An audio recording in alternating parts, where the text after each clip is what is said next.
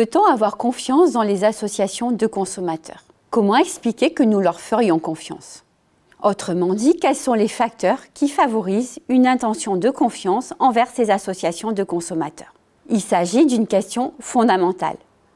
En effet, les mouvements consuméristes sont très anciens et ont toujours eu pour but d'éduquer et de protéger les consommateurs contre des pratiques trompeuses ou contre certains abus.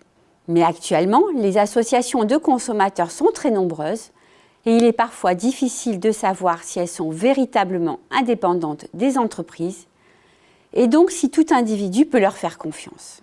Au cours de cette recherche, menée en collaboration avec Lydiane Nabec, Dominique Roux et Corinne Chevalier, 2 études empiriques ont été conduites, l'une qualitative, la deuxième quantitative. Elles ont permis de montrer que l'intention d'avoir confiance dans une association de consommateurs dépend de la légitimité qui lui est reconnue. 3 types de légitimité ont été mesurés, cognitive, pragmatique et morale. Elles ont toutes un effet sur cette intention de confiance. Ainsi, les consommateurs ont l'intention d'accorder leur confiance aux associations de consommateurs si 3 conditions sont remplies. Premièrement, ils les perçoivent comme ayant toujours mené les mêmes missions. Elles sont cognitivement légitimes. Deuxièmement, elles sont considérées comme efficaces, accessibles et connues, donc pragmatiquement légitimes.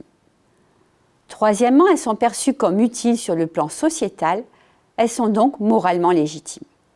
Par ailleurs, l'intention de confiance est d'autant plus forte que les consommateurs se sentent vulnérables face aux acteurs marchands.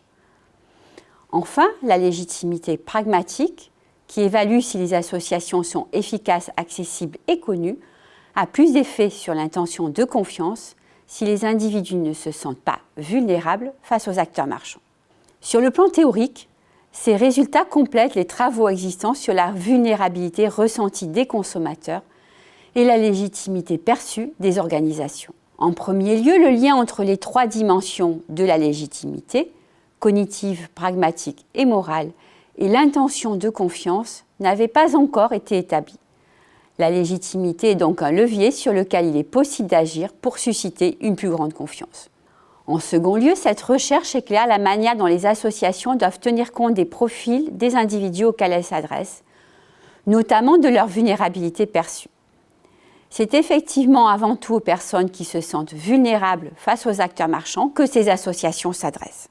En troisième lieu, les travaux antérieurs n'avaient pas montré que les personnes les moins vulnérables ont une plus grande intention de confiance dans les associations de consommateurs lorsqu'ils les considèrent comme efficaces, connues et faciles à contacter.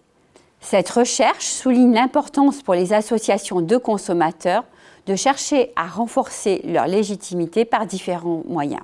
Ainsi, il est essentiel qu'elles puissent communiquer sur l'efficacité de leurs actions ou sur les succès qu'elles remportent, notamment lors de la défense de certains droits. En réalité, leurs actions de terrain quotidiennes sont souvent peu mises en avant.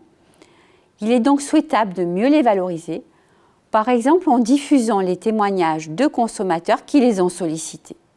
Le but serait de renforcer leur légitimité et donc la confiance qu'elles peuvent susciter. Il serait enfin intéressant de chercher à mieux connaître les consommateurs vulnérables afin d'envisager des moyens d'action adaptés à ces profils.